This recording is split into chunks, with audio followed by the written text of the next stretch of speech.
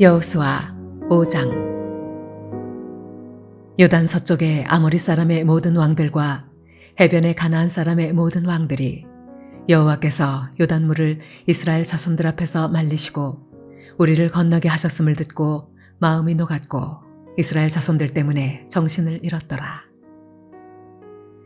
그때 여호와께서 여호수아에게 이르시되 너는 부싯돌로 칼을 만들어 이스라엘 자손들에게 다시 할례를 행하라 하시매 여호수아가 부싯돌로 칼을 만들어 할례산에서 이스라엘 자손들에게 할례를 행하니라.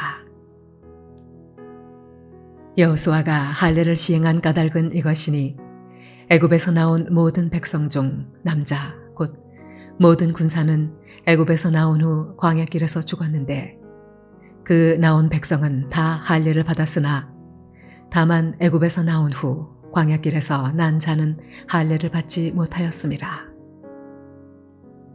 이스라엘 자손들이 여호와의 음성을 청종하지 아니하므로 여호와께서 그들에게 대하여 맹세하사 그들의 조상들에게 맹세하여 우리에게 주리라고 하신 땅 곧 젖과 꿀이 흐르는 땅을 그들이 보지 못하게 하리라 하시매 애굽에서 나온 족속 곧 군사들이 다 멸절하기까지 40년 동안을 광야에서 헤매었더니 그들의 대를 잇게 하신 이 자손에게 여호수아가 할례를 행하였으니 길에서는 그들에게 할례를 행하지 못하였으므로 할례 없는 자가 되었음이었더라.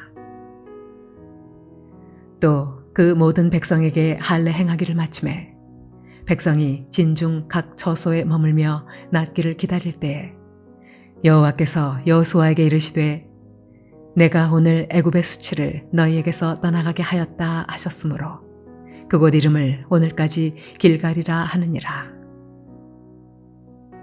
또 이스라엘 자손들이 길갈에 진쳤고 그달 14일 저녁에는 여리고 평지에서 유월절을 지켰으며 유월절 이튿날에 그 땅의 소사물을 먹되 그날에 무교병과 볶은 곡식을 먹었더라. 또 그 땅의 소사물을 먹은 다음 날에 만나가 그쳤으니 이스라엘 사람들이 다시는 만나를 얻지 못하였고 그 해에 가나안 땅의 소출을 먹었더라. 여호수아가 여리고에 가까이 이르렀을 때에 눈을 들어본즉 한 사람이 칼을 빼어 손에 들고 마주 서 있는지라. 여호수아가 나아가서 그에게 묻되 너는 우리를 위하느냐 우리의 적들을 위하느냐 하니 그가 이르되 아니라 나는 여호와의 군대 대장으로 지금 왔느니라 하는지라. 여호수아가 얼굴을 땅에 대고 엎드려 절하고 그에게 이르되 내 주여 종에게 무슨 말씀을 하려 하시나이까. 여호와의 군대 대장이 여호수아에게 이르되 내 발에서 신을 벗으라 내가 선 곳은 거룩하니라 하니 여호수아가 그대로 행하니라.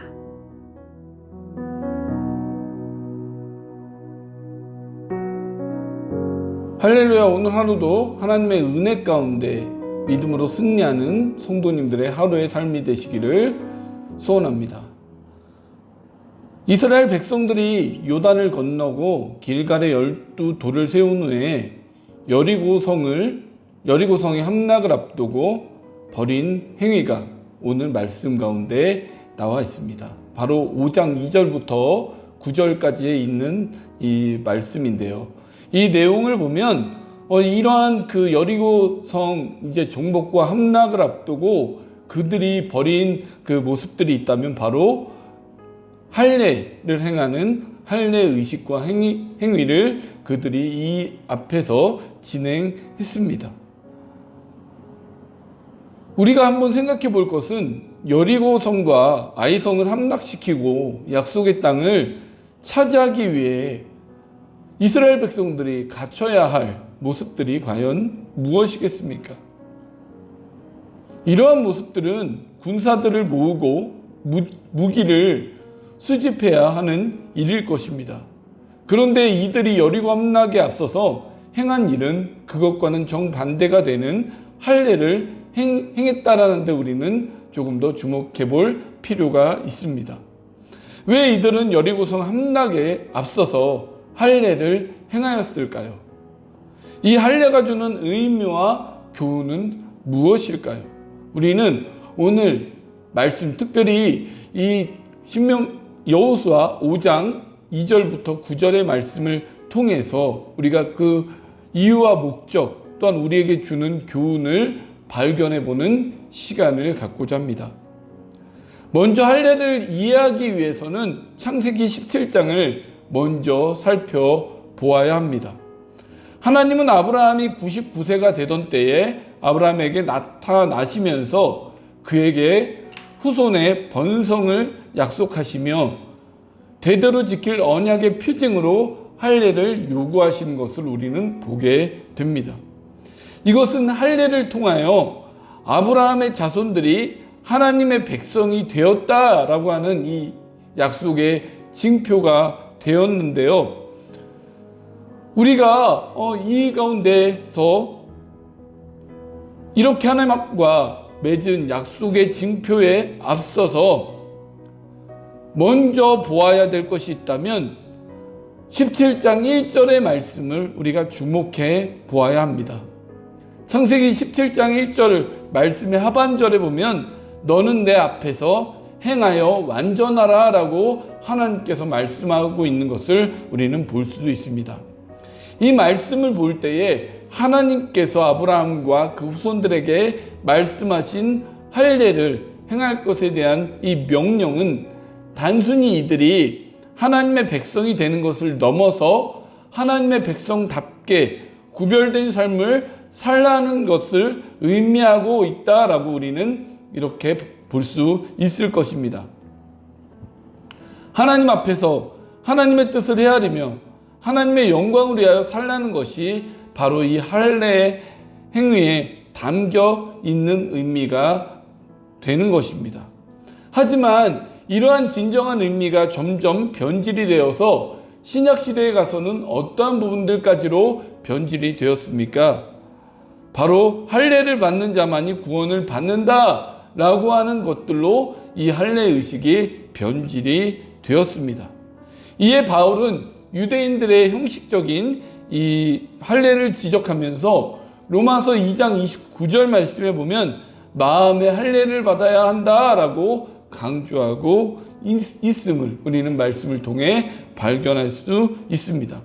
이런 말씀의 의미를 생각해 볼 때에 길갈에서의 할례 의식은 이들이 점령하게 될 여리고성 앞에서 온전히 구별된 모습으로 온전히 하나님께만 의지하고 신뢰하며 또한 하나님만을 바라보면서 나아갈 것에 대한 다짐이라고 볼 수 있습니다. 우리도 이 세상 가운데 할례 의식을 가지고 살아가는 우리의 모습이 필요합니다. 단순히 이것은 형식적으로 남성의 성기의 표피를 베어내는 이런 형식적인 모습들이 아니라 이 속에서 참된 구별되고 거룩한 성도로서 우리가 하나님의 뜻을 헤아리며 살아가는 것이 우리 성도들의 모습 가운데 진정으로 있어야 한다는 것입니다. 우리가 이런 모습들 속에서 진정한 할례 의식을 생각하며 이 의미를 생각하며 우리도 이런 구별된 성도로서 하루하루 살아가는 우리의 삶의 모습들이 되어야 될 것입니다. 또한 우리가 이 말씀 가운데 보아야 할 것은 이 길갈에서의 할례 의식은 나는 죽었고 하나님으로 인해 산다라고 하는 믿음의 고백이 그 가운데 담겨져 있는 것을 우리는 볼 수 있습니다. 2절과 3절의 말씀에 보면 부싯돌로 칼을 만들어서 할례를 행했다라고 말씀하고 있습니다. 오늘날처럼 마취가 있는 것도 아니고요. 또한 통증을 감해주는 주사가 있는 것도 아닙니다. 그저 생사를 잘라내는 고통을 감내해야 하는 이런 그 모습이 할례 의식 가운데 있었다라는 것입니다. 이 얼마나 괴로운 통증이었겠습니까? 더군다나 전쟁을 수행해야 하는 남성들이 할례를 행한다라고 하는 것은 전쟁을 수행할 수 없는 상태, 즉 적들이 쳐들어오면 대적도 못 해보고 죽을 수밖에 없는 이런 상태를 의미하고 있다라는 거죠. 여리고성 앞에서 할례를 행했다라는 것은 자신의 육신의 힘을 의지하는 것이 아닌 하나님의 능력과 역사로 이 모든 것을 감당하겠다라고 하는 믿음의 고백도 그 안에 담겨져 있다는 것을 우리는 볼 수 있습니다. 창세기 34장의 말씀에 우리가 보게 되면 야곱이 세겜성에 가서 이제 정착을 하려고 하는 이 모습들이 그 가운데 나와 있고요. 이제 이 딸 디나가 세겜성의 딸들을 보러 갔다가 이제 세겜성의 추장인 세겜에게 성폭행을 당하는 그 사건이 나옵니다. 이 사건으로 말미암아서 야곱의 아들들이 이 화가 나서 세겜성 사람들에게 이렇게 복수를 하기 위해 이렇게 제안을 합니다. 자신들하고 같이 지내는 대신 할례를 받아야 한다라고 제안을 하죠. 그 성의 사람 모든 남성들이 할례를 받고 이제 이런 고통 가운데 있을 때에 시므온과 레위 이 야곱의 두 아들들이 세겜에서 할례를 받은 모든 남성을 죽이는 장면이 창세기 34장 말씀 가운데 나옵니다. 그렇다면 세겜성의 사람들이 힘이 없고 시므온과 레위가 힘이 세서 모든 사람을 죽였던 것일까요? 극심한 고통으로 힘이 빠져서 감히 대항할 수 없는 상태에 있었다라는 것입니다. 지금 여리고 전투를 앞두고 할례를 감행한다라고 하는 이것은 자신은 죽고 하나님이 대신 싸우실 것이라고 하는 믿음의 고백이 이 가운데 담겨져 있다라고 우리는 볼 수 있는 것입니다. 지금 할례를 받은 자가 감히 전쟁에 나갈 힘이 있겠습니까? 그럼에도 불구하고 할례를 행함은 자신들이 구별된 언약의 백성임을 고백함과 동시에 이 땅은 마땅히 우리가 차지할 수 있는 땅이다 라고 하는 이 확신의 고백임과 동시에 자신의 육신, 힘을 죽이고 하나님의 능력으로만 이 모든 것을 하겠다, 할 수 있다라고 하는 믿음의 고백이 이 의식 가운데 담겨져 있다라는 것입니다. 오늘 세상을 살아가는 우리의 삶 가운데서도 이처럼 할례의 어떤 의식의 모습들이 우리 삶 가운데 나타나야 합니다. 형식적인 믿음이 아닌 삶 가운데 구별된 하나님의 백성으로서 우리가 하나님을 기쁘시게 해드리며 하나님께 영광을 돌리는 삶, 또한 나는 죽고 하나님으로 사는 삶의 고백이 우리 가운데 있어야 할 줄 믿습니다. 이러한 고백과 믿음의 삶을 살아갈 때에 우리 앞에 놓인 난공불락의 여리고 성도 믿음으로 물리치는 우리의 모습들이 있게 된다는 것을 우리는 믿으시기 바랍니다.